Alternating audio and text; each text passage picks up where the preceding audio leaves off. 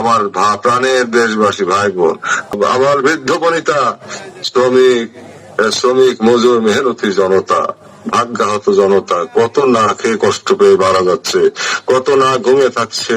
এই শিশুগুলি রাস্তার ভিতর পড়ে থাকে, বাবা নাই মা নাই, শরীরটা কেঁদে উঠে। আমার তো সামর্থ্য নাই, শক্তি নাই, যদি থাকতো আমি বাচ্চাগুলিকে কোলে তুলে নিতাম। এই যে রাস্তার পাশে, রাস্তার ঢালে, রেল স্টেশন, প্ল্যাটফর্মে, যেখানে সেখানে পড়ে থাকে, নাই বাবা নাই মা, নাই চিকিৎসা, নাই খাওয়া।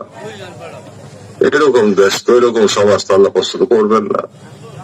তাই আমাদের কর্তব্য কর্ম সম্পাদন করতে হবে। দাদারা, আমি আপনাদের মাধ্যমে আমার ভাই বোন দেশবাসী, সংস্কার এলাকার দেশবাসী ভাই বোনদের প্রতি সালাম যাচ্ছি, এবং আমার শুভেচ্ছা সালাম সবার কাছে পৌঁছে দিবেন। এবং সবাইকে আমি ভাবে দেশের বৃহত্তর স্বার্থে, আমাদের অস্তিত্ব বাঁচানোর জন্য এখন আমি চাচ্ছি জাকের পার্টির পক্ষে আপনারা আপনাদের ভোট দেন, দেশটাকে বাঁচান, জাতিটাকে বাঁচান।